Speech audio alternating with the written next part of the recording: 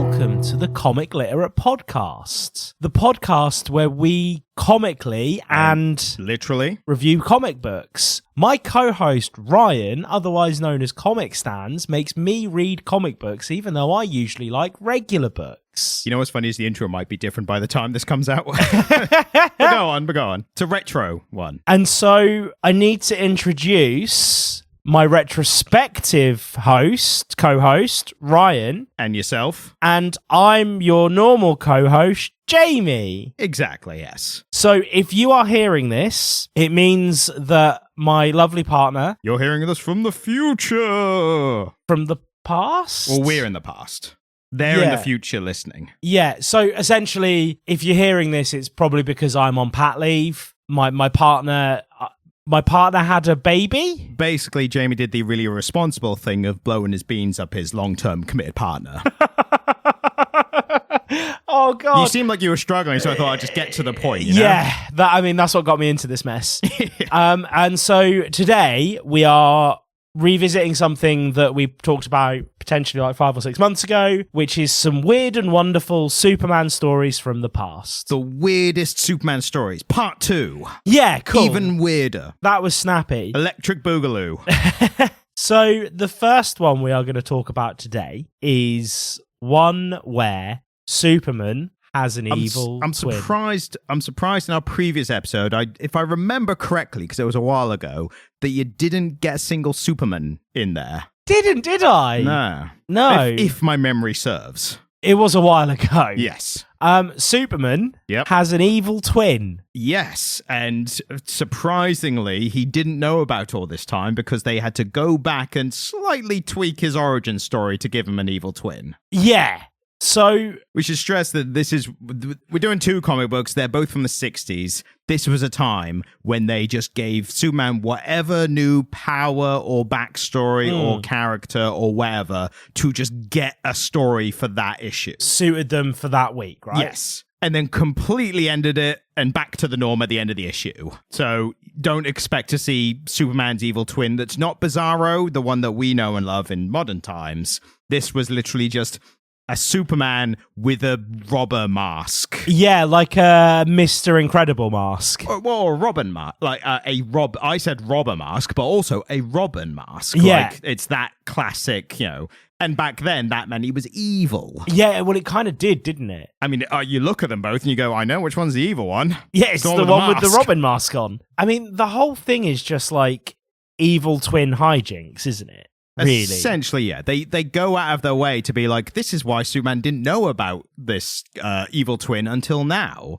But the origin story, for anyone who cares, is that the baby Superman's rocket, while mid-flight, hit a random alien ship or something. Yeah. And the ship shot a beam at it, and the beam made an identical rocket that flew somewhere else on Earth, basically. It's ridiculous, isn't it? And while Superman landed with the good old homely slice of American life, the Kents, the evil one, or he would become evil because he landed with like a Bonnie and Clyde kind of double act. Yeah.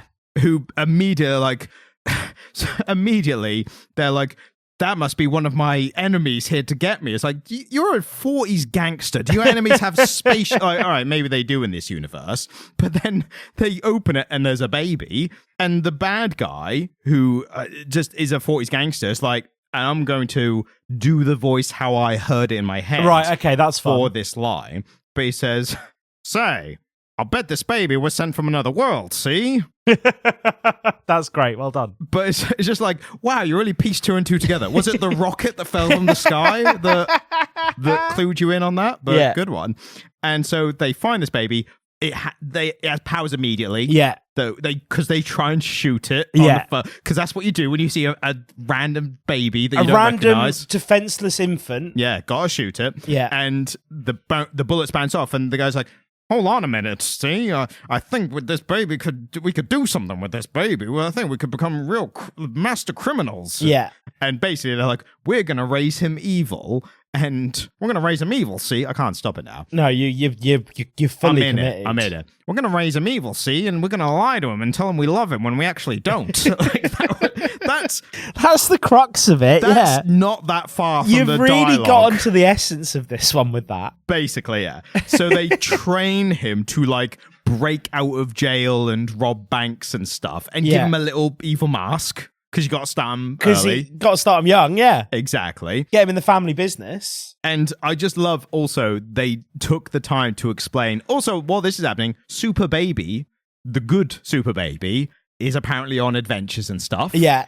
Because they, at one point, they must have retroactively went, well, he must have gone on adventures as a baby. Like, what else was he? What else was Superman doing at the time? God. So, but evil Superman baby is also going on adventures. Or barely. He's robbing banks, I think. Yeah.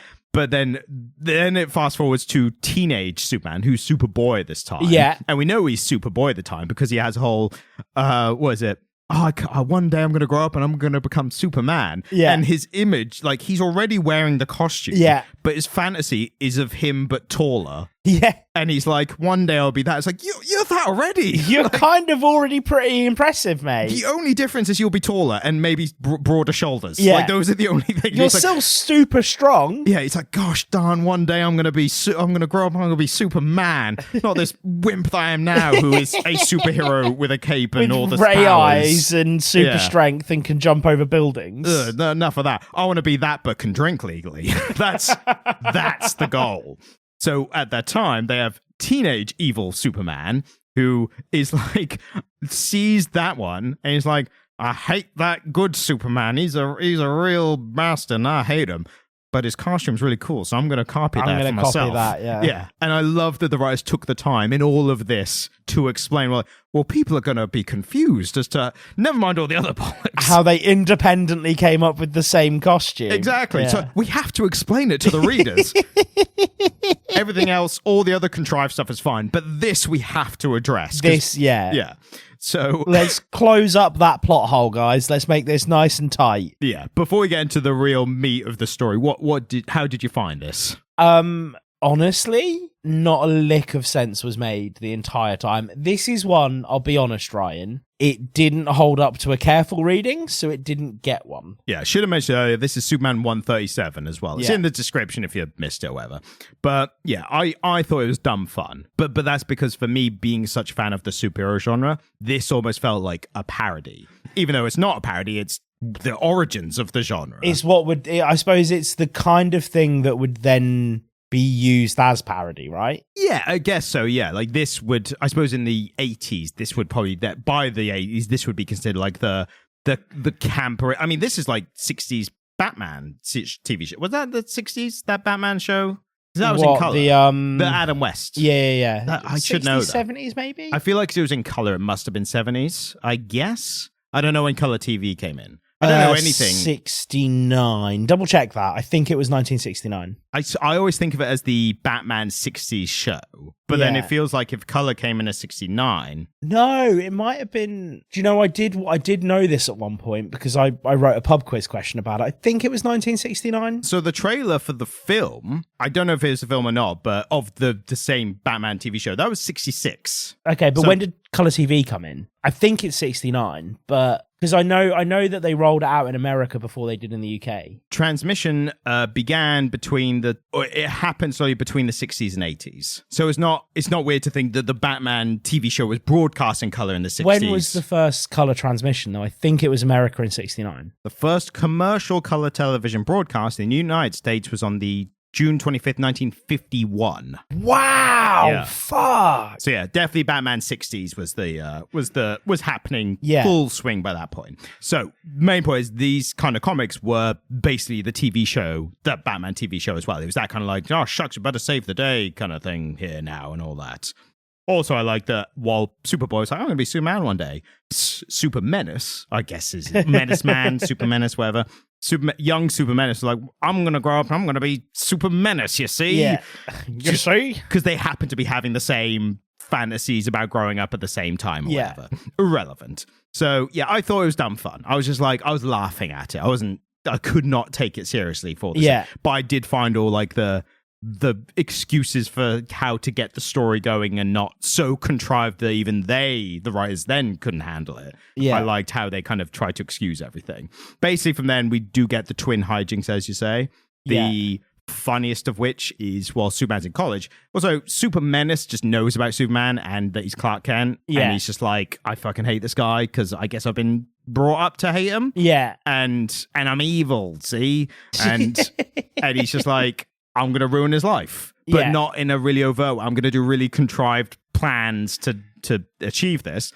And at this point, his plan is, I'm going to pretend to be him and go see his girlfriend and make her break up with him, see? Yeah. And also, Super Menace is invulnerable to kryptonite. Yeah. Because, actually, no, they explain that later. They so do. that is interesting. So that is actually like an interesting plot point. They've weaved the web of this intricate story in a way that maybe I was not given the credit for. But he's invulnerable to kryptonite. So he goes to see Lana Lang, college crush of Clark Kent. Yeah. And they're going steady, see? And That voice is getting me. It's I'm too good at it. Yeah. It's not a difficult voice to do, but because I can do it, I will keep doing it. You're just going to keep going with it. Yeah, exactly. So, and then he goes to see her, and she's like, I'm going to prove that Clark Kent is Superman. And the way I'm going to do that is by showing him some kryptonite and him being affected by it. And it's like, what are the bloody odds that Lana Lang would try the kryptonite on the day that Superman has replaced him? So it's that's like the epitome of this kind of story. Yeah. Like, that's basically what's happening. And then Super Menace, in disguise as Clark Kent, is like, I don't like that she's tried this on me, see? I don't care about this. I'm trying to think of a derogatory term for this broad. This broad, yeah. This broad's giving me the ick, and I'm gonna give me the jimmies, and I'm gonna get out of here, and I'm gonna screw him, whatever. That's basically is that the sentiment? Yeah, that's basically how he reacts to it.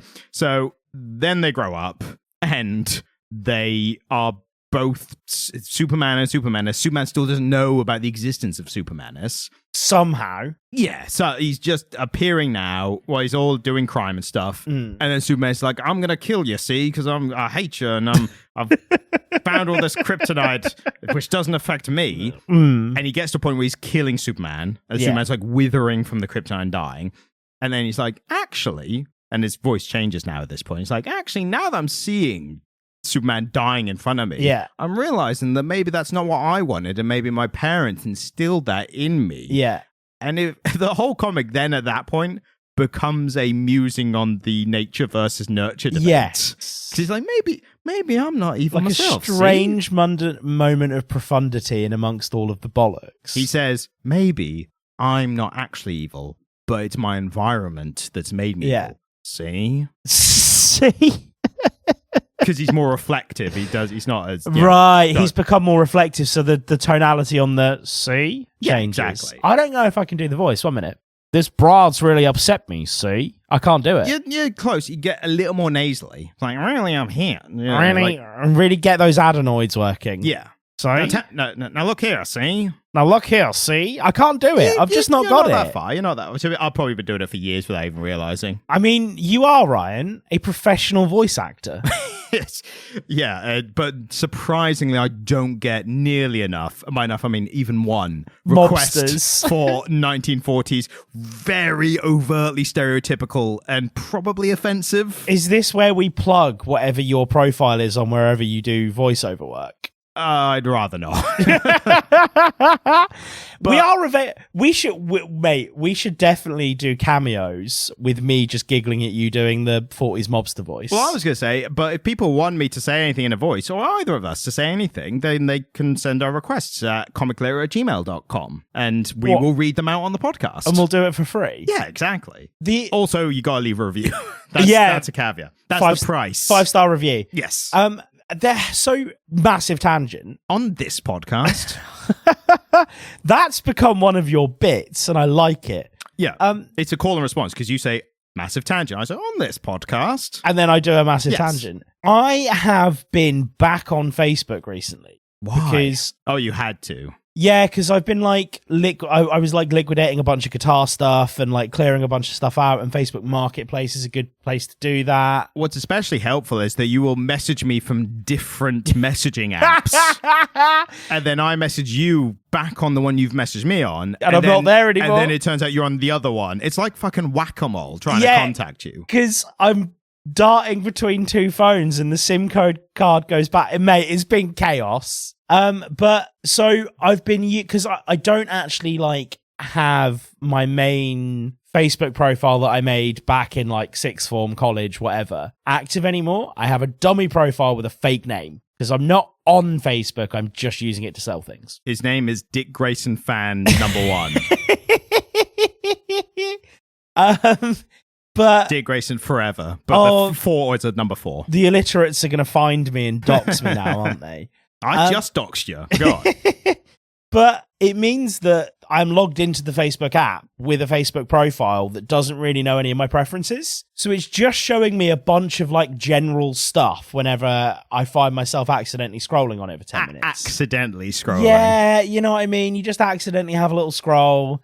And one of the Not things that we have anything against that. And also, if you go to the Comic Literate YouTube page and TikTok page, there are plenty of shorts that are available for viewing. Have a little scroll.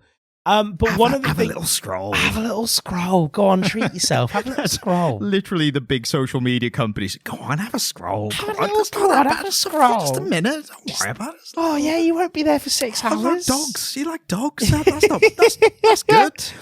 But one of the things it is decided that I should like, that I have actually ended up quite liking. You've been scrolled. I've been scrolled, and I've actually listened to like full episodes of it and quite like it now, is James Buckley, who played Jay in The Inbetweeners. Oh, yeah. Makes a podcast with his wife, and they're quite funny and quite relatable. And they're like, he's actually quite a funny man. His wife's very funny. They're quite relatable because it's like couple content. You know, it's about like their everyday lives, even though their lives aren't very everyday. But it means that that Facebook's like, you like James Buckley, I'm going to show you everything James Buckley. He was the first cameo millionaire. He made apparently he made £1 million on Cameo. I bet a lot of those were in between a quotes, weren't well, they? yeah, no, like he says for 40 quid a pop, I'll call your friend a bus wanker. And he just, apparently he's made 40,000 cameos of just like calling people bus wankers. But he's like, you know what? You and your mate can go 20 quid in and I'll call your mate down the pub a bus wanker, and it's a bit of fun and everyone gets what they want out of it. And I just thought that was really interesting that like, because, you know, Cameo is kind of a place where washed up celebrities can... I mean, even active celebrities are a little bit like, hey, I'll do the stuff for you for a bit extra money, because they all make ads and stuff anyway. So it's like, why not just get the money direct to be like, I'll be famous for you for a price, like that kind of thing. And that's not to say that I think James Buckley's washed up. Like, it's literally what you said. Well, no, but what I've gleaned from having consumed a lot of his content is that he's just like busy having a family life and not that into the idea of working at the moment, which, if I had his fucking money, respect that. Like, you go fucking hang out with your kids and your wife, my man. That's the dream, isn't it? You know? Yeah. It's kind of technology catching up to pop culture, because you think how many celebrities in the past would have just done exactly that? Like the ones who got famous from a specific thing and then didn't have much of a career afterwards. Yeah. Prime example of the week, if that's still a thing that we're doing at this point when this episode comes out, who knows? This is going to be like, because we're going to be like 5 months ahead in all the in-jokes, this is going to be a little time capsule episode. Yeah, we should have just said that at the start. Like, it's a time capsule episode. Yeah, there's nothing, it's there's no other reason. Vintage comic literate. There's no other reason why we're doing it.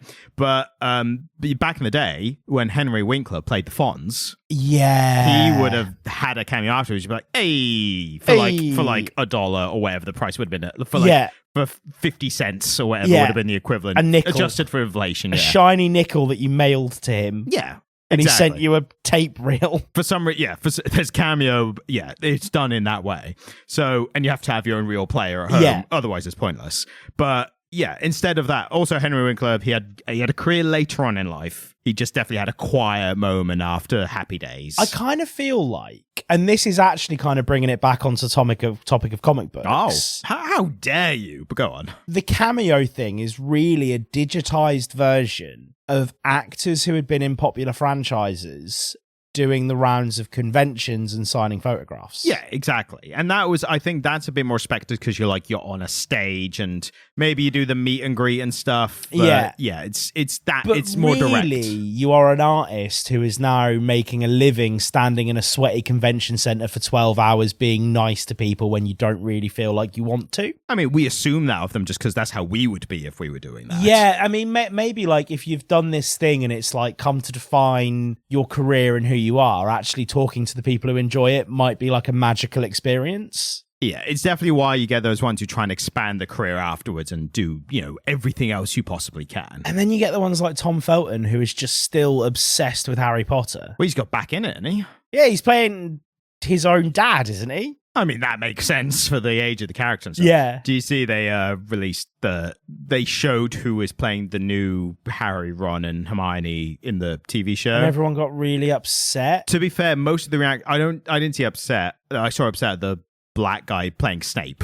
That people are like, oh, I thought everyone got upset at the ethnicity of the girl playing Hermione. I think they did as well, yeah. And she's a fucking child. Leave her the fuck alone. Yeah, to be fair, most of the sentiment I saw in the online space that I am was mostly just these poor kids. Like that kind of like, they're like, the fuck now. I was talking about this with my partner the other day, and I had a thought. I think there should be a moratorium, like there should be press laws where you're not allowed to report on young actors and musicians outside of their work until they're adults. Yeah. So until they are like legally adults and they like hit like 18 or 21 or wherever you want to define it, you shouldn't be allowed to report on the private lives of children in media. Because I think it's like, we saw it with Billie Eilish and the obsession with her body. I mean, back in the day, how many young female celebrities, like how many as kids, had some kind of public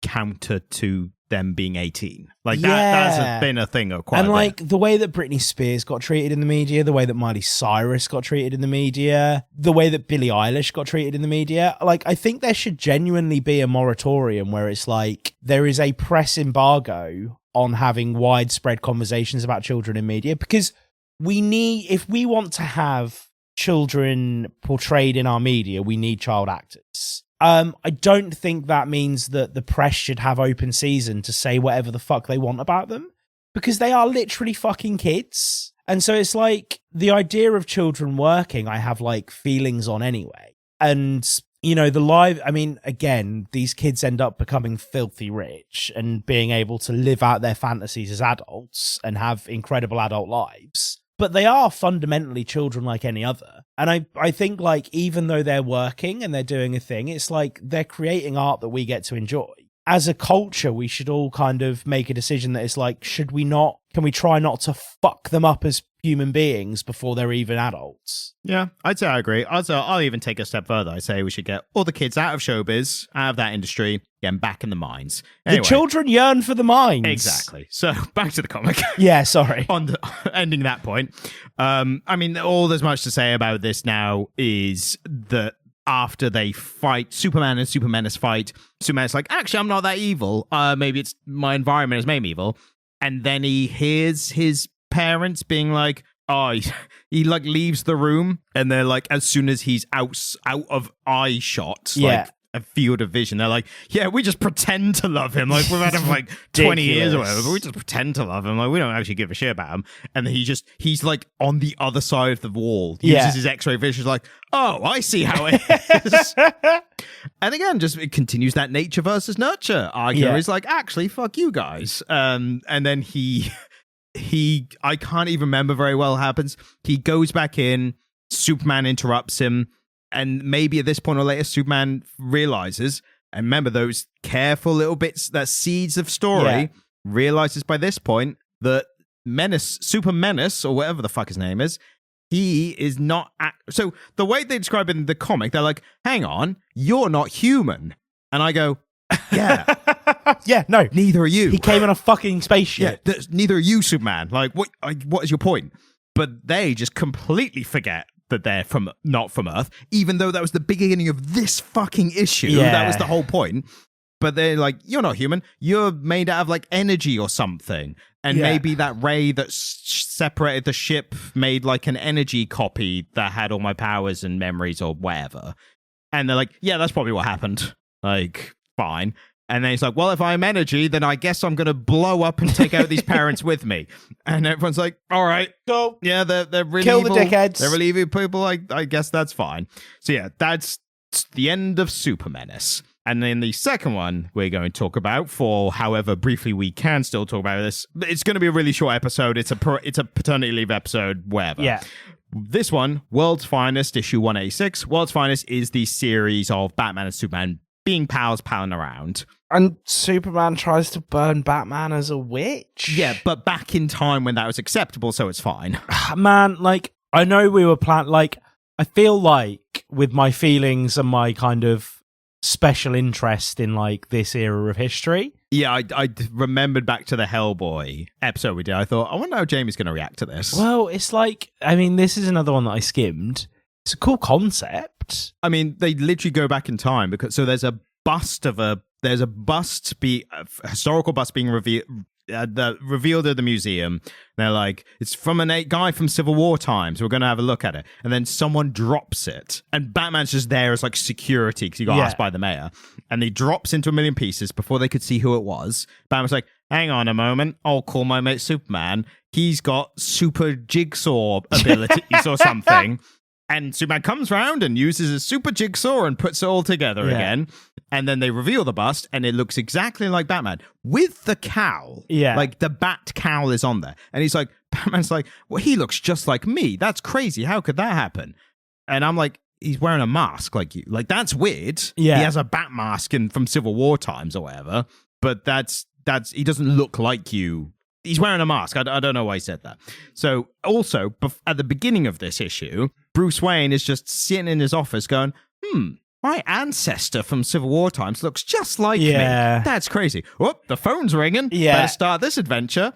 Classic. And so Batman's like, I need to know how this person looks at me. And Superman's like, well, obvious answer. I'll take us back in time. And Batman's like, I can do that. Yeah. And Batman's like, yep, all right, sure. So, also, going so fast you go back in time, that's a very modern thing now with the Flash. Yeah. Flashpoint, that's the whole thing. The cosmic treadmill, baby. Turns out Superman doesn't need that. He just flies and he goes back in time. Yeah. So, Superman uses his super seamstressing power. It's fucking ridiculous. To make Civil War era get up.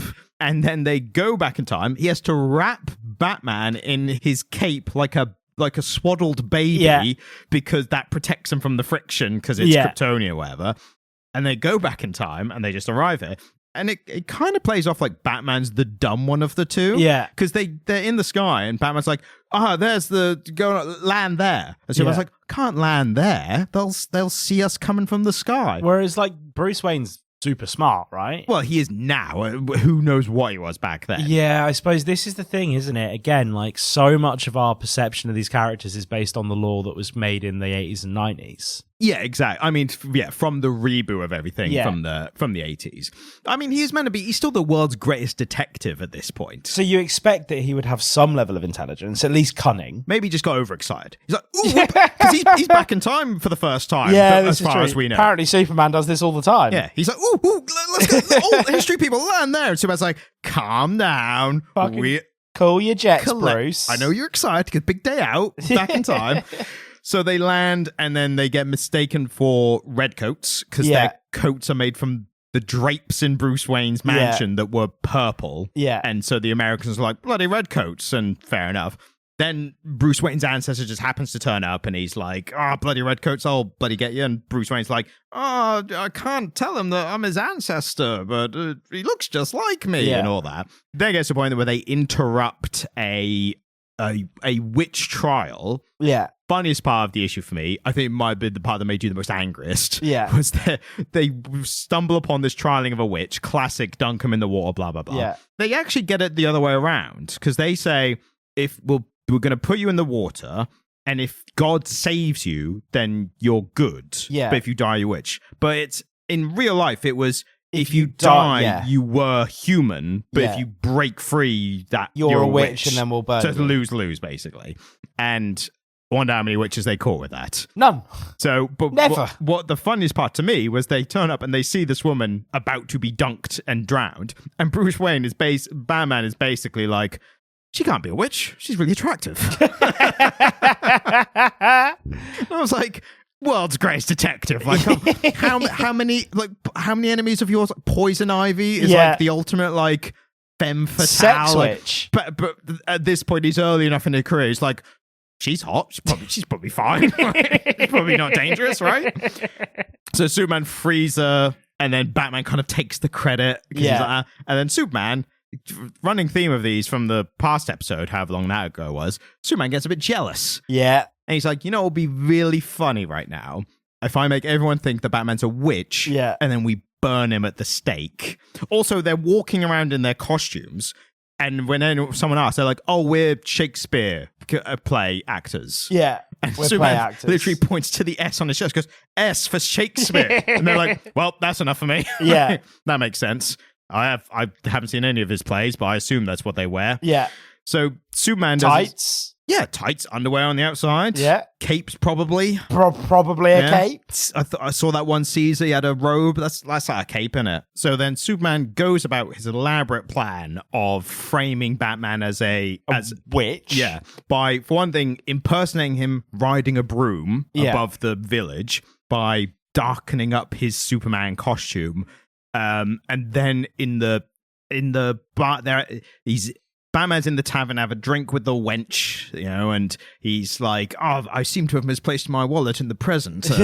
Don't mind have to get this for me. And then Superman's like, I'll grab some coal, crush it into diamonds real quick. And they're like, these diamonds have just appeared out of nowhere. Like, you must be a witch. And then my favorite Superman power of all of his dumb powers that came out at this time, I was like, yes, when I saw it. A black cat jumps on the table, and the black cat says to Bruce Wayne, like, tell me what to do, master, or something like that. And it's Superman using his super ventriloquism. Yeah, super ventriloquism. Absolutely the greatest superpower I think he's ever had. Yeah. And basically it just goes from there. He gets him on the stake. He's like, and then who would you believe turns up? Bloody Benjamin Franklin. Yeah. My note was, whoa, Benjamin Franklin. What are the odds that you would be here at this time doing all this? And Benjamin Franklin's like, this is so needlessly elaborate. Benjamin Franklin's like talking to Bruce Wayne. He was all chained up at the stake, pre-burning. He's like, no, he's in the stocks. He's in the stocks. He's like, I'll get you out of this. I'm going to use this kite, and I'm going to get this thing called lightning with the kite to this key, and I'm going to use it to burn the lock off the thing. And I think this is way too early in your understanding of lightning and electricity to be attempting to burn locks with it. And then Superman flies up and uses his hand to stop the electricity going. Just basically being an absolute asshole. And I think this really speaks to the way that the Superman characters evolved, where modern Superman would never be up to this level of shenanigans. So here's the thing. This issue ends with just what Batman's about to get burnt or something. I had to read the next issue because I was like, well, what's happening? What does happen? So, in less detail. Yeah. The way I explain it, you'll be like, surely you're missing something. No, this is all that's explained, right? They end up in a little skirmish civil war thing. Yeah. The Batman ancestor has a young companion who looks surprisingly like Dick Grayson, Robin. And basically, Superman then starts helping the British in this war, whatever. And the bad guys. Yeah, and it gets to a point where Batman and his ancestor are about to both be shot. And then Superman steps in and helps. And he suddenly decides he's going to help. Yeah, something happens where everything turns. And then Batman's like, what's going on? As Superman goes, oh, what happened was when we ran into your ancestor earlier in the previous issue, I noticed he didn't have a shadow. And that's because he's possessed by a demon. Right. So then, and he doesn't know he's possessed by a demon. Then the demon jumped to Batman, and when the ancestor's life was in danger or, a risk, And I knew that because I realized you didn't have a shadow anymore. So then I thought, what's the quickest and most succinct way to make Batman think his life is in danger to get the demon to jump out of him? Ugh. I know. I'll pretend he's a witch and get the village to burn him at the stake. Almost, you know? And then... Fuck off. And that's ridiculous. I know. I got to a point and I was like, there are so many easier ways. You could have just said Superman was under a spell from a witch. That would have been... It was a witch all along. That would have been relevant to all this going on. But yeah, it was literally just Superman's like, it was a really, really contrived way to be like, how do we get Superman being an absolute arsehole to Batman to the point of murdering him? Yeah. And then revealed that actually Superman was good the entire time and that's why he did it. And also, it's a kind of demon possession where nothing is different about you except you don't have a shadow. Yeah. Like, you don't act differently, nothing. You've just You've got like a benign parasite. The evil's in you, though. It's like a tapeworm that doesn't do anything. A tapeworm that doesn't do anything. Yeah, but that's basically it. And Superman's like, well, I better do this really elaborate ruse to weed him out or whatever. To get rid of this absolutely harmless demon. Exactly. So yeah, so that is basically Batman goes back in time and whatever. There was an evil spirit, because of course there was. I mean, the rundown here is that comic books took a weird turn in the 1960s, didn't they? I reckon, because again, we haven't examined all comic books from this era. Yeah. Again, reckless speculation. Bloody hell. Reckless speculation. Reckless speculation. I will say it properly. You'll get reckless it out. Speculation, you see? That helps. You see? So, well, that's a callback. Yeah. So, the reason that I think it was like this for Superman was because he was probably the most popular and well-selling at the time. Yeah. So I think they were burning through, and even this, like Batman as well, to an extent, maybe to the same amount, they were burning through ideas, and they was like, what are we going to do this week? Like, and also, the reason a lot of these seem so far-fetched, and even applies to the ones we did in the previous episode, the previous part, whenever that was, is because they had to put something compelling on the front cover to be like, you need to buy this issue. Look, Superman's burning Batman at the stake as a witch. Like, you got to come and find out. You got to know what's going on here. And they almost certainly worked backwards. They were like, what do we put on the cover to get people in? And then what do we actually put on in the inside? Yeah. And then, the inside had to be like, well, we can't just like trick them. They can't be like a one thing where they're like posing for a photo. Like, all right, you stand at the stake. You look all scared. I'll hold the torch. I'll go, like, get the photo. All right, we're done now. So they had to be like, well, no, it has to be like we have to go through all the motions to make them think that's what's happening. It's like, all right, so we've done all that. We've written that issue out. It's been printed. It's been sent out. How do we resolve this? So like, oh, we hadn't thought that far. There's a demon in him. There's a demon and the shadow. Yeah. It's like, did we make sure not to give the character shadows Nope. in the previous one? Don't know. Should we check? Nah. Fuck it. What? The answer might be really bad. all of the issues have been pulped. We don't even have a copy to check. Exactly. No one, and we don't know who's got a vintage World's Finest issue 186 because people don't care about that now. So yeah, I think that's basically what happened. Is there to be like, this is crazy. Tune in to find out what happened. And it's like, oh, day is saved and everything's back to normal. Interestingly, speaking, my one weird fact about covers of comics. Yeah. There's a lot of things which traditionally got people in for comics that they would use for covers. Weddings was a big one. Like, tune in for the wedding of these characters or whatever. Clark and Lois got married a bunch, for that reason. The odd one, which no one can really kind of explain, is for some reason, if the cover of a comic had a gorilla on the front, they sold very well. Oh, so that became a thing. Yeah. There's a few gorilla characters that still survive today. Most famous was Gorilla Grodd. It was a Flash villain. But it's just one of those things where people are like, why? And no one could really... we just like gorillas. Yeah, there's a lot of speculations. But no one could really succinctly be like, this is why people buy comics with gorillas. Because it didn't apply to any other medium. Yeah. It's not like gorilla documentaries or whatever. Or Planet of the Apes was especially more successful than... Planet of the Apes was hugely successful, wasn't it? Yeah, but that was more like, it was a Planet of the Apes. Like, that's inherently interesting. If it was just like, here's a film with an ape, people weren't queuing around the block like, have you seen the ape? Have you seen the fucking gorilla film? Yeah. So, but for some reason, comics just worked out that way. That's so weird, isn't it? I mean, comics are weird. Comics are weird. And Superman is weird. And that's why we've done 2-part episodes for now of really weird Superman stories. But we might come back to this. It depends how many paternity weeks we need cover for or whatever. Yeah. Maybe we'll have some other guests. Maybe. We don't know yet. You know, if anyone wants to come on the podcast, just send us your details. We also might just find like random people on the street, be like, do you know comics? They'll be like, no, but perfect. You could be Jamie for a week. Yeah. I don't know what this is about. Good, you've already started. It's wild that I'm at a point in my life where I'm having to organise paternity leave for a random unpaid job that I elect to do. Yeah, and things are going to be a bit crazy for presumably after this episode comes out. Oh, man, like, I mean, I think what's really interesting is that I am probably going to put this episode on when it comes out. And so when it comes out. Yeah, so I am probably going to be listening along with you, listener. I think when the baby comes out. Well, no, but when... No, I'm not going to refer to my baby as it. You don't know, or you haven't told people. I know what it is. Okay. I know So you just called it it. Well, yeah, I know what they are. Yes. I know what they are.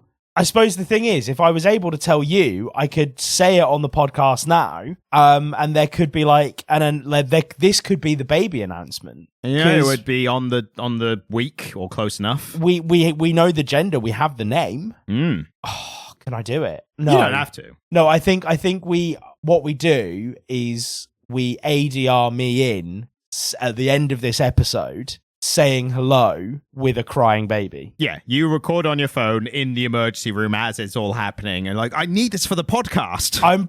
Do you know what, mate? I have a feeling that if I tried that, I would very promptly be an absent father.